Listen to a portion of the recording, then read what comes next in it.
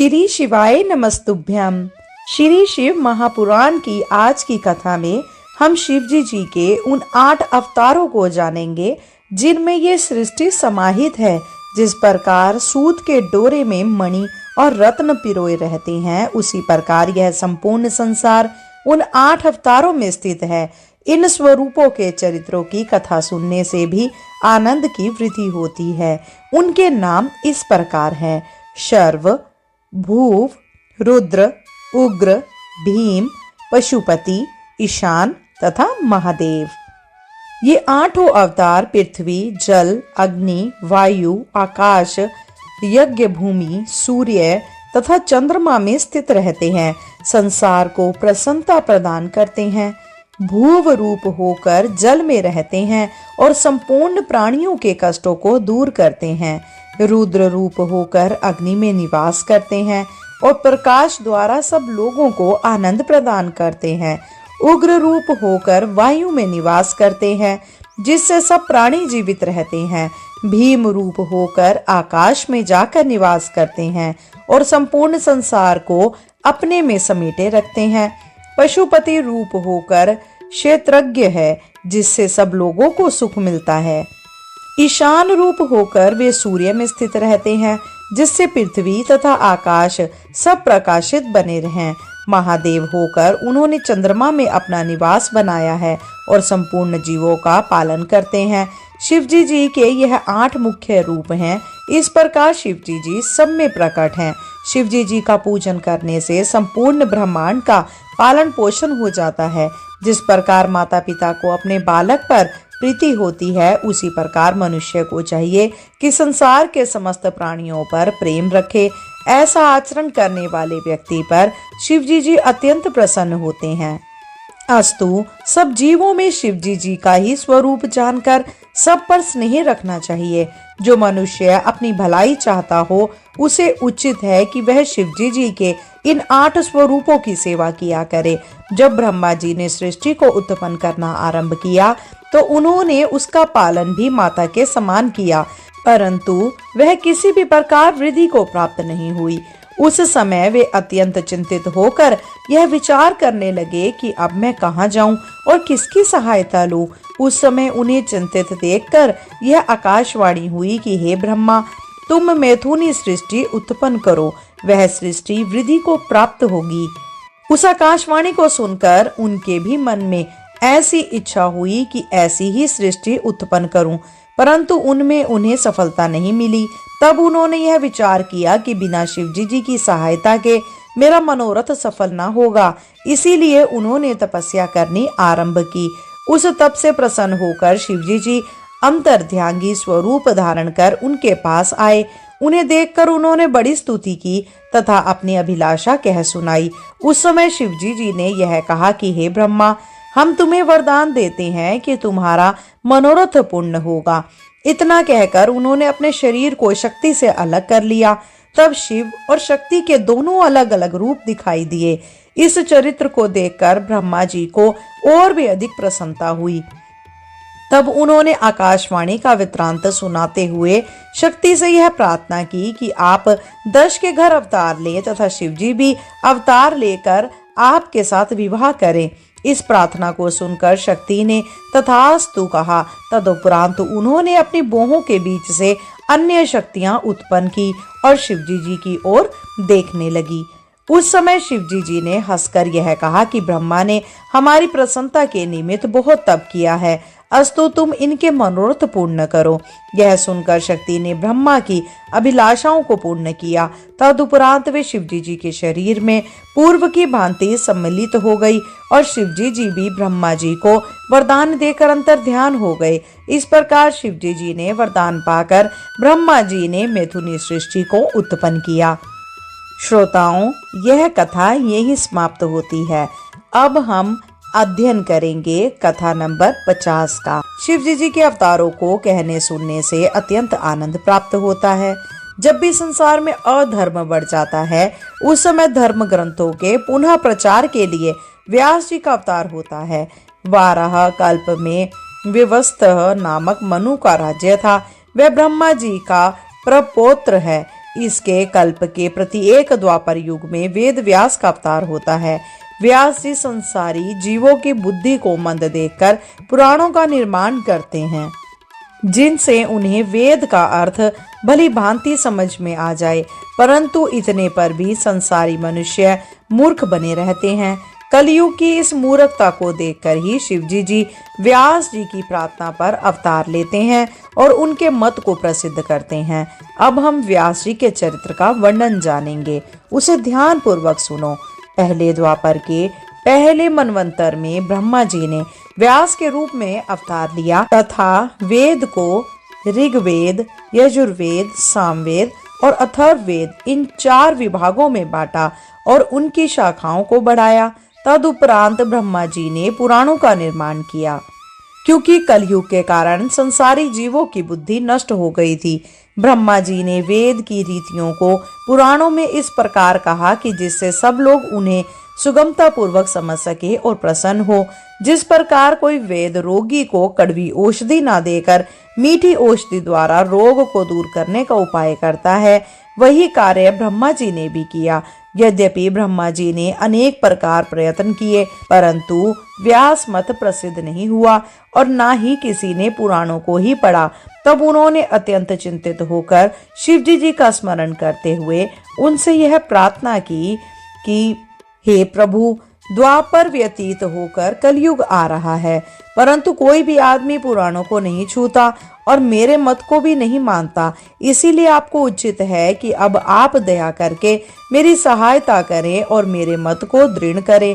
उनकी प्रार्थना सुनकर शिवजी जी ने प्रसन्न हो कलयुग के प्रारंभ में एक ब्राह्मण के घर जन्म लिया। वह ब्राह्मण हिमालय पर्वत के एक भाग छागली गिरी में रहता था।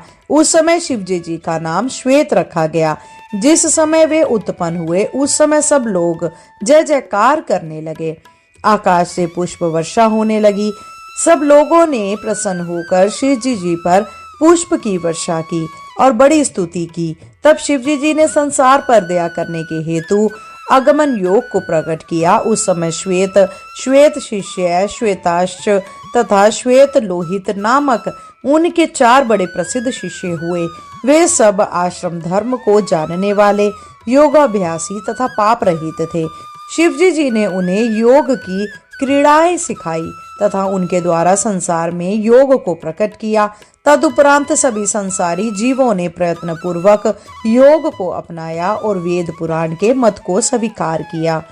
इस प्रकार शिवजी जी ने श्वेत रूप धारण कर व्यास रूप हो ब्रह्मा जी को प्रसन्नता प्रदान की। ऐसे ही दूसरे सत्य नामक द्वापर युग और सारे 28 द्वापर युगों में विष्णु जी ने, ब्रह्मा जी ने, इंद्रदेव ने और शिवजी जी ने व्यास जी का अवतार लिया और वेद के भाग किए। तदुपरांत उन्होंने पुराणों की भी रचना की तथा इनका प्रचार प्रसार भी भली भांति किया। द्वापर युगों में तो ये अवतरित हुए ही, कलयुग में भी इनका मार्ग नष्ट हो गया तथा अधर्म बढ़ गया।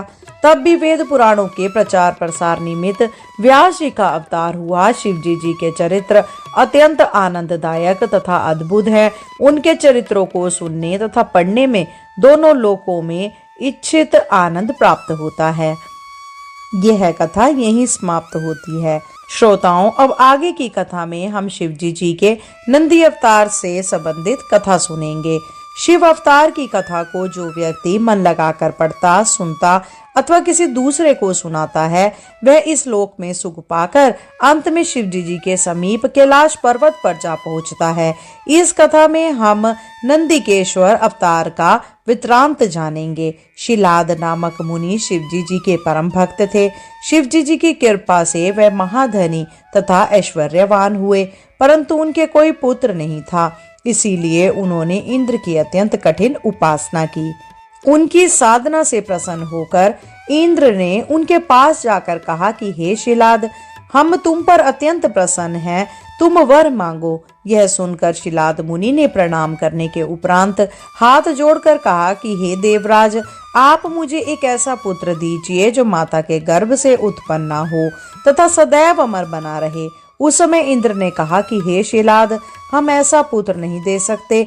हम तो तुम्हें केवल एक ऐसा पुत्र दे सकते हैं जो माता के गर्भ से उत्पन्न हुआ हो और जिसकी समय पाकर मृत्यु हो जाए। इंद्र के इन वचनों को सुनकर अपने हठ पर दृढ़ रहते हुए मुनि ने उत्तर दिया कि मुझे तो ऐसे ही पुत्र की आवश्यकता है। यदि आप दे सकते हो तो दे, अन्यथा रहने दे। तब इंद्र उनसे यह कहकर अपने लोक को चले गए कि ऐसा पुत्र तुम्हें शिवजी जी द्वारा ही प्राप्त हो सकता है, क्योंकि उन्होंने काल को जीत लिया है और वे स्वयं मृत्यु के वश में नहीं हैं। इतना कहकर जब इंद्र चले गए तब शिलाद मुनि शिवजी जी का ध्यान धरकर तपस्या करने लगे। वे निरंतर एक दिव्य सहस्त्र वर्षों तक उग्र तपस्या करते रहे। उनकी तपस्या से प्रसन्न होकर शिवजी जी अत्यंत सुंदर स्वरूप धारण कर उनके पास पहुँचे। जैसे ही शिवजी जी ने उनके शरीर से अपने हाथ का स्पर्श कराया, वैसे ही वह पुनः पूर्व की भांति हष्ट पुष्ट हो गए। तदुपरांत शिवजी जी ने उनसे पूछा कि हे शिलाद, तुम क्या चाहते हो? तुम जो मांगोगे हम वही देंगे। यह सुनकर शिलाद ने बहुत स्तुति की एवं प्रार्थना करते हुए कहा कि हे प्रभु, मैं एक ऐसा पुत्र चाहता हूँ जो माता के गर्भ के बिना उत्पन्न हो और कभी भी मृत्यु को प्राप्त ना हो। शिलाद के ऐसे वचन सुनकर शिवजी जी ने कहा कि हे शिलाद, संसार में उत्पन्न होने वाला कोई भी जीव ऐसा नहीं जो मृत्यु के हाथ से बाकी बचा हो। केवल हम ही मृत्युंजय तथा बिना माता के गर्भ से उत्पन्न हुए हैं। इसीलिए अब हम स्वयं ही तुम्हारे पुत्र होंगे। उस समय हमारा नाम नंदी होगा। ब्रह्मा ने भी हमारे पृथ्वी पर अवतार लेने के लिए पहले तपस्या की थी। तब हमने उन्हें यह वर दिया था कि समय पाकर हम पृथ्वी पर जन्म लेंगे। अस्तु, इस प्रकार हमारे अवतार लेने पर ब्रह्मा की इच्छा भी पूर्ण हो जाएगी और तुम्हारी अभिलाषा भी तृप्त होगी। अब तक हम संसार के पिता थे, परंतु अब तुम हमारे पिता होंगे। इतना कहकर शिवजी जी अंतर्ध्यान हो गए। उस समय शिलाद अत्यंत प्रसन्न हो अपने घर लौट आए। कुछ समय पश्चात शिलाद ने सब सामग्री एकत्रित कर एक यज्ञ किया। उसी यज्ञ कुंड के बीच से प्रलय काल की अग्नि के समान दीप्तिमान शिवजी जी की उत्पत्ति हुई। उनका स्वरूप ऐसा था कि उसे देखने से तीनों लोक मोहित हो जाते थे। उनके हाथों में शूल, शंख, गदा और असी तथा कानों में कुंडल विराजमान थे। वे देखने में बालक के समान प्रतीत होते थे। उस समय आकाश से पुष्प वर्षा होने लगी, किन्नर आदि नृत्य गान करने लगे, देवता स्तुति करने में संलग्न हुए। उस समय सबने यह पहचाना कि भगवान सदाशिव का अवतार हुआ है। उस बालक को देखकर शिलाद मुनि ने कहा कि हे बालक, तुमने उत्पन्न होकर मुझे अत्यंत आनंद प्रदान किया, अतः तुम्हारा नाम नंदी होगा। तुम साक्षात शिवजी के स्वरूप हो। अस्तु, मैं तुमसे अपनी भक्ति मांगता हूँ। इतना कहकर शिलाद मुनि ने उनकी बहुत स्तुति की। तदुपरांत जब सब देवता विदा होकर अपने घर चले गए, तब शिलाद मुनि भी नंदी को साथ लेकर यज्ञ स्थल से उठकर अपने निवास स्थान को चल दिए। उसी समय नंदी ने यह चरित्र किया कि उन्होंने अपनी पहली देह को छोड़कर मनुष्य का शरीर धारण कर लिया। शिलाद मुनि के घर आकर नंदी बालकों के समान क्रीड़ा करने लगे।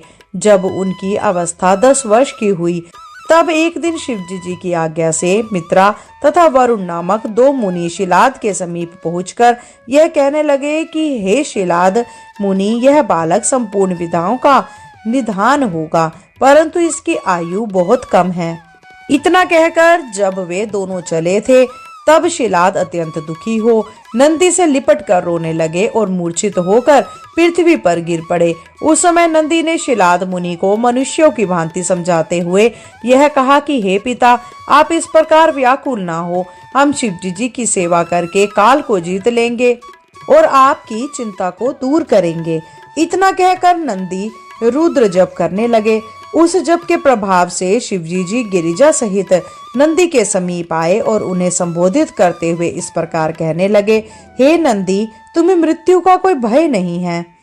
तुम साक्षात मृत्युंजय हो और तीनों लोकों में तुम्हें कुछ भी भय नहीं है। इतना कहकर शिवजी जी ने नंदी के शरीर से अपने शरीर का स्पर्श करा दिया। तदुपरांत उन्होंने गिरिजा एवं सब गणों की ओर देखते हुए यह कहा कि हे प्रियजनों, यह नंदीश्वर मृत्यु से रहित होकर मेरे समान ही बलवान होगा तथा मेरे पास रहकर मुझे बहुत प्रिय होगा। इतना कहकर शिवजी जी ने अपनी माला नंदी के कंठ में पहना दी। तब नंदी उसी समय 3 नेत्र 10 भुजाधारी शिवजी के समान स्वरूपवान हो गए। उस समय शिवजी जी ने नंदी का हाथ पकड़कर अपनी जटा के ऊपर से थोड़ा सा पानी छोड़ दिया। उस पानी से अनेक नदियां बहने लगी। उन नदियों के नाम जटोदक, त्रिस्तोता, वृषध्वनि, स्वर्णोदक तथा झटक हुए। उस स्थान पर नंदीश्वर ने जो शिवलिंग स्थापित किया था वह भुवनेश्वर के नाम से विख्यात हुआ और वह स्थान भी सरमद नामक तीर्थ के रूप में अत्यंत पूज्य हुआ। जो मनुष्य उन नदियों में स्नान करके भुवनेश्वर शिवलिंग का पूजन करता है उसे मुक्ति प्राप्त होती है। इस चरित्र के उपरांत शिवजी जी ने गिरिजा से यह कहा, हे प्रिय, अब हम नंदीश्वर का अभिषेक करेंगे तथा इसे अपने सब गणों का स्वामी बनाएंगे। गिरिजा ने शिवजी जी के इस कथन को प्रसन्नता पूर्वक स्वीकार किया। तदुपरांत शिवजी जी ने अपने सब गणों को पास बुलाया। उन गणों ने हाथ जोड़कर शिवजी जी की स्तुति करते हुए इस प्रकार कहा कि हे प्रभु, आप हमें क्या आज्ञा देते हैं? यदि आप कहें तो हम समुद्र को सुखा दें तथा मृत्यु को नष्ट कर दें। यदि आपकी इच्छा हो तो हम सभी दानवों तथा दैत्यों को जलाकर भस्म कर डालें एवं अग्नि को ही पकड़कर यहाँ ले आएं। हे नाथ, यदि आप किसी पर प्रसन्न हो तो वैसा कहें। आपकी आज्ञा पाकर हम उसकी इस प्रकार की सेवा करने के लिए तैयार हैं। गणों की यह बात सुनकर शिवजी जी ने उत्तर दिया कि हे गणों, यह नंदीश्वर हमारा प्रिय पुत्र तथा तुम सब का अधिपति है। तुम सब लोग मिलकर इसका अभिषेक करो तो हमें प्रसन्नता प्राप्त होगी। शिवजी जी की यह आज्ञा सुनते ही उन सब गणों ने अत्यंत प्रसन्न होकर शिवजी जी तथा नंदीश्वर का जय जयकार किया। उसी समय ब्रह्मा जी, विष्णु जी तथा अन्य सभी देवता भी वहां पर आ पहुंचे और शिवजी जी की स्तुति करते हुए यह कहने लगे कि हे प्रभु, आपने नंदीश्वर पर जो कृपा की है वह सर्वथा प्रशंसनीय है। यह नंदीश्वर साक्षात आपके ही स्वरूप हैं। अस्तु, हम सब इन्हें प्रणाम करते हैं। इतना कहकर सब लोगों ने नंदीश्वर का अभिषेक किया। तदुपरांत शिवजी जी की इच्छा जानकर ब्रह्मा जी ने मरुत की कन्या सुयशा के साथ नंदी का विवाह करा दिया। उस विवाह में बड़ा उत्सव मनाया गया। तदुपरांत नंदीश्वर अपनी पत्नी सहित सिंहासन पर विराजमान हुए और सब लोग उन्हें भेंट देने लगे। लक्ष्मी जी ने नंदीश्वर को मुकुट आदि भूषण दिए। गिरिजा ने अपने कंठ का हार दिया। विष्णु जी ने रथ की ध्वजा दी तथा ब्रह्मा जी ने स्वर्ण हार पहनाया। इस प्रकार जब अन्य सब लोग भी नंदी को भेंट दे चुके तब शिवजी जी उन्हें परिवार सहित अपनी पुरी को ले गए। तब से वे वहीं रहकर शिव गिरिजा का ध्यान किया करते हैं और उन्हीं सेवा में संलग्न रहते हैं। इस शिव अवतार की कथा को जो व्यक्ति मन लगाकर पढ़ता, सुनता अथवा किसी दूसरे को सुनाता है वह इस लोक में सुख पाकर अंत में शिव जी के समीप कैलाश पर्वत पर जा पहुंचता है। बोलिए श्री भोलेनाथ भगवान की जय, माता पार्वती की जय, नंदीश्वर की जय। श्रोताओं, यह कथा यहीं समाप्त होती है। अब आगे की कथा हम अध्याय 52 में भगवान भोलेनाथ के शरभ अवतार और नरसिंह अवतार के विषय में पढ़ेंगे। जो इस चरित्र को सुनता तथा पाठ करता है उसे दोनों लोकों में आनंद प्राप्त होता है। पूर्व समय में दीति के 2 पुत्र कनक शिपु तथा कनकाश नामक उत्पन्न हुए जो देवताओं के बड़े शत्रु थे। संसार में केवल उन्हीं की आज्ञा चलती थी। उन्होंने देवताओं को बड़ा दुख पहुंचाया और अधिक पापों के कारण संसार में बड़े उपद्रव उठने लगे। उनमें से जो छोटा भाई कनकाश था उसको तो विष्णु जी ने वारा अवतार लेकर मार डाला। कनक शिपु के 4 पुत्र उत्पन्न हुए। उनमें सबसे छोटा पुत्र प्रहलाद था। वह बड़ा सत्यवादी, तपस्वी, धर्मिष्ठ तथा आत्मज्ञानी तथा विष्णु जी का परम भक्त हुआ। उसने उत्पन्न होते ही विष्णु जी की पूजा की। विष्णु जी के अतिरिक्त उसने संसार में अन्य किसी वस्तु को नहीं देखा। वह विष्णु जी के अष्टाक्षर मंत्र का नित्य प्रति आनंद से पाठ करता था। एक दिन कनक शिपु ने प्रहलाद को गुरु के पास विद्या अध्ययन के लिए भेजा। प्रहलाद गुरु के यहाँ भी विष्णु जी का अष्टाक्षर मंत्र जपा करता था। गुरुजी राजनीति आदि विषय पढ़ाते, प्रहलाद उसे ना पढ़ता। एक दिन कनकशिपु ने परीक्षा लेने के लिए प्रहलाद को अपने पास बुलाकर अध्ययन का हाल पूछा और कहा कि हे पुत्र, तुमने अब तक जो गुरु से पढ़ा हो वह हमें सुनाओ। पिता के ऐसे वचन सुनकर प्रहलाद ने उत्तर दिया कि हे पिता, मैंने उन विष्णु जी का नाम पढ़ा है जिनकी सेवा में दोनों लोकों में आनंद प्राप्त होता है। संसार में उन वैकुंठवासी विष्णु जी के समान और कोई नहीं है। कनकशिपु ने प्रहलाद के ऐसे वचन सुनकर उसको अपनी गोद से फेंक दिया और यह कहा कि हे प्रहलाद, विष्णु कौन है? किसके चरणों की प्रीति तुम्हें उत्पन्न हुई है? संसार में मुझसे बड़ा और कौन है? पिता के ऐसे वचन सुनकर प्रहलाद विष्णु जी के चरणों में और भी अधिक अपनी भक्ति का उपदेश देकर उनके हृदय में भक्ति भावना उत्पन्न करने लगा। वह धर्म बहुत बड़ा आनंद प्रदान करने वाला है, जिसमें अपने स्वामी के चरणों की सेवा न छूटे। निदान अपने पुत्र की ऐसी भक्ति देखकर कनकशिपु ने दैत्यों को बुलाकर प्रहलाद को मार डालने की आज्ञा दी और उनसे कहा, यह बालक हमारा शत्रु होकर हमारे विरोधियों की सेवा करता है, इसीलिए इसका तुरंत वध कर दिया जाए। दैत्यों ने कनकशिपु की यह आज्ञा सुनकर प्रहलाद को अनेक प्रकार से मारने का बहुत प्रयत्न किया, परंतु प्रहलाद के शरीर में एक भी घाव न लगा। लगता भी कैसे, भगवान विष्णु जी तो पहले से ही उसकी रक्षा के लिए तैयार थे। इस प्रकार विष्णु जी ने प्रहलाद की रक्षा की। जब कनकशिपु ने प्रहलाद के न मरने का समाचार सुना तब वह बहुत क्रोधित हुआ। उसने प्रहलाद को अपने पास बुलाया और बोला, हे पुत्र, तू मुझे बता कि तेरा स्वामी कौन है और वह कहाँ है? मैं तेरा वध करता हूँ। यदि वह वास्तव में तेरा स्वामी है तो मुझसे तेरी रक्षा करेगा। यह कहकर वह अपना खड्ग लेकर प्रहलाद का सिर काटने को तैयार हो गया, परंतु प्रहलाद को किसी प्रकार का भय न हुआ। उसने दृढ़ता से यह उत्तर दिया कि मेरा स्वामी सब जगह विद्यमान है तथा सब में विद्यमान है, उसके सिवा मुझे कोई नहीं मार सकता। स्वामी अपने भक्तों की सदैव रक्षा करता है। प्रहलाद के ऐसे वचन सुनकर कनकशिपु ने कहा, अगर यह बात सत्य है तो फिर वह इस खंबे में क्यों नहीं दिखाई देता? इतना कहकर उसने खंबे पर तलवार चलाई। तलवार के लगते ही शाम में से अत्यंत भयंकर शब्द हुआ और भक्तों के पालक विष्णु जी हरि रूप होकर उसी खंबे से प्रकट हो गए। उन्होंने ब्रह्मा जी का वरदान स्थिर रखकर कनकशिपु का उदर चीर डाला। उसके पश्चात नरसिंह ने वहां भयानक शब्द किया जो तीनों लोकों में गूंज गया। उससे तीनों लोक भयभीत हुए, पृथ्वी कांप उठी, पर्वत जलने लगे तथा दिग्गज अपने स्थान पर स्थित न रह सके।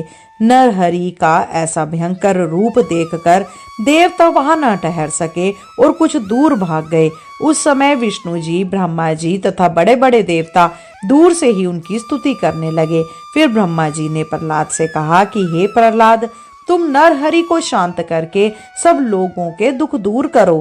प्रहलाद इस बात को मानकर नरहरि के पास गए, परंतु तब भी उनका क्रोध शांत न हुआ, वरन वे और भी जोर से चिल्लाने लगे। तब इंद्र आदि समस्त देवता वहां से भागकर शिवजी जी की शरण में गए। ब्रह्मा, इंद्र तथा दिक्पाल आदि देवताओं ने शिवजी जी की स्तुति करते हुए उनसे यह निवेदन किया कि हम सब आपकी शरण में आए हैं। अस्तु, अब आप ऐसा उपाय कीजिए जिससे नरहरि का क्रोध शांत हो। हे प्रभु, इसी प्रकार का क्रोध दश के यज्ञ को विध्वंस करने के लिए वीरभद्र ने किया था, उसको आपने ही दूर किया था। हमको आपके अतिरिक्त कोई दूसरा इस क्रोधाग्नि को शांत करने वाला दिखाई नहीं देता। सब लोगों की ऐसी स्तुति सुनकर शिवजी जी ने प्रसन्न होकर नरहरि का क्रोध शांत करने के लिए अपने गण वीरभद्र का स्मरण किया। तब वे शिवजी जी से हाथ जोड़कर बोले कि हे सदाशिव, मुझे क्या आज्ञा है? तब शिवजी जी ने कहा कि हे वीरभद्र, तुम जाकर नरहरि का क्रोध शांत करो। तो नम्रता के साथ समझाने का प्रयत्न करना। यदि उनकी क्रोधाग्नि तुम्हारे समझाने से शांत हो तो कुछ हमारी शक्ति का प्रदर्शन करके दिखा देना। यदि उनका तेज अधिक हो तो अब भी तुम उसे अपने प्रचंड तेज से दूर करना तथा उनके क्रोध का निवारण करना। फिर इसी प्रकार नरसिंह के शरीर को अपने में मिलाकर हमारे पास ले आना। वीरभद्र शिवजी जी का यह आदेश सुनकर शांत रूप गए तथा नरहरि के पास जाकर पिता के समान उन्हें उपदेश के वचन कहने लगे। वे बोले कि हे विष्णु जी, तुमने नरहरि का अवतार संसार की रक्षा हेतु लिया है, अस्तु तुम परलय होने का उपाय मत करो। शिवजी जी की यही आज्ञा है कि तुम्हें यही उचित है कि अब इस रूप को दूर कर दो। वीरभद्र के ऐसे वचन सुनकर नरहरि ने अग्नि के समान प्रदीप्त हो अत्यंत क्रोध से उत्तर दिया कि हे वीरभद्र, तुम यहाँ से तुरंत अपने घर को चले जाओ। तुम मेरी इच्छा के विरुद्ध वचन कहकर मेरा क्रोध क्यों बढ़ाते हो? इस समय मैं नहीं जानता हूँ कि मुझको निवृत्त करने वाला कौन है। मेरे अधीन तीनों लोक हैं, सबका स्वामी, स्वाधीन, सृष्टिकर्ता, पालन करता तथा प्रलयकर्ता भी मैं ही हूँ। भला वह कौन है जो मुझको उपदेश देता है? यह सुनकर वीरभद्र ने कहा कि हे विष्णु जी, तुम उस प्रलय करने वाले को चलकर क्यों नहीं देखते जिसके हाथ में पिनाक तथा त्रिशूल है? तुम्हारे यह वचन बहुत ही अनुचित हैं। ये तुमको निश्चय ही बहुत दुख प्राप्त होगा। तुम शिवजी जी की महिमा तथा प्रताप को नहीं जानते, जो उनके अन्य देवताओं के समान समझकर ऐसा गर्व करते हो। उन्हीं शिवजी जी ने मुझको तुम्हारा अहंकार दूर करने के लिए भेजा है। तुम केवल एक दैत्य का वध करके इतना अहंकार करते हो। अस्तु तुम व्यर्थ उपद्रव ना करो। यह बात तुम्हारे लिए बुरी है। यदि तुम शिवजी जी को अपना बनाया हुआ तथा अपना अधीन करते हो तो मुझे यह निश्चय हुआ है कि तुम संसार को उत्पन्न तथा पालन करने वाले नहीं हो। तुम स्वाधीन तथा मुक्ति प्रदान करने वाले भी नहीं हो, क्योंकि तुम शिवजी जी की आज्ञा से ही अवतार लेते हो। जिस समय तुमने कमठ अवतार लिया था उस समय की बात क्या तुम नहीं जानते कि शिवजी जी ने तुम्हारे सिर को जलाकर अपने हार में पिरो लिया था? जब तुमने 12 अवतार लिया तब शिवजी जी ने तुम्हारे दांतों को उखाड़कर अपने त्रिशूल का तुम्हारे ऊपर प्रहार किया तथा तुम्हारा अहंकार नष्ट कर दिया। शिवजी जी ने भैरव अवतार लेकर तुम्हारे पुत्र ब्रह्मा का सिर काटा, जिससे अब तक ब्रह्मा का 5वां सिर नहीं है। क्या तुम यह सब बातें भूल गए? तुम दक्ष प्रजापति के यज्ञ का स्मरण करो, जहाँ मैंने क्षण भर में उसका सिर काट डाला था। मैं तथा तुमसे लेकर तृण पर्यंत सब शिवजी जी की शक्ति के अधीन है। तुम्हारा यह सब प्रताप तथा बल शिवजी जी की कृपा से ही है। वे शिवजी जी ही निष्पाप तथा तीनों लोकों को उत्पन्न करने वाले हैं। तुम व्यर्थ ही इतना गर्व करते हो। यदि शिवजी जी तुम पर क्रोधित हुए तो तुम्हारी रक्षा करने वाला कोई भी उत्पन्न न होगा। वीरभद्र के ऐसे वचन सुनकर नरसिंह ने क्रोधित होकर कहा कि हे वीरभद्र को पकड़ ले, परंतु वीरभद्र ने उनका आशय जानकर अपना शरीर आकाश में छिपा लिया। उस समय उनका तेज प्रज्वलित अग्नि के समान प्रतीत हुआ, जिसकी उपमा सूर्य वही तथा विद्युत से भी नहीं जा सकती थी। इसे देखकर शिवजी जी ऐसे अद्भुत रूप में प्रकट हुए कि उनका आधा शरीर सिंह का, 2 पंख तथा चोंच, सहस्त्र भुजाएं, शीर में जटा, मस्तक में चंद्रमा, महाभयंकर दांत तथा व्रज के समान नख थे। वे ही मानो उनके शस्त्र थे। वे दांतों से होठ काट रहे थे। उनका ऐसा स्वरूप देखकर विष्णु जी का अहंकार दूर हो गया तथा वे निस्तेज हो गए। शरभ ने बल करके अपने शरीर हिलाया तथा अपनी दोनों भुजाओं से नरसिंह की दोनों भुजाएं पकड़ ली। फिर आकाश में पृथ्वी पर डालकर पुनः पृथ्वी पर उतरकर पकड़ लिया। इस प्रकार बार बार उड़कर नरसिंह को निर्बल कर दिया। उस समय समस्त देवता तथा मुनि स्तुति करने लगे। इस भांति नरसिंह का सब अहंकार दूर हो गया। तदुपरांत उन्होंने शिवजी जी के 108 नामों का वर्णन कर उनकी स्तुति की और कहा कि हे देवताओं, तुम यह बात भली प्रकार समझ लो कि मैं तथा विष्णु भिन्न नहीं है, वरन एक ही स्वरूप है। शिवजी जी ने यह कहकर नरसिंह का सिर तथा चर्म उठा लिया। उन्होंने सिर को तो अपनी माला का समेरु बनाया तथा चर्म ओढ़ लिया। फिर वे सबके देखते ही देखते अंतर्ध्यान हो गए। तदुपरांत देवता आदि भी अपने अपने मनोरथ प्राप्त कर वहां से अपने अपने घर चले। श्रोताओं, यह कथा यही समाप्त होती है। बोलिए भोलेनाथ की जय, देवों के देव महादेव की जय। आज के लिए इतना ही। अगर आपको वीडियो पसंद आई हो तो कृपया करके वीडियो को लाइक और शेयर करें। साथ ही अगर आप चैनल पे नए हैं तो कृपया करके चैनल को सब्सक्राइब अवश्य करें। आज के लिए इतना ही। शीघ्र मिलते हैं नई वीडियो और नई जानकारी के साथ। जब तक के लिए जय श्री कृष्णा, राधे राधे।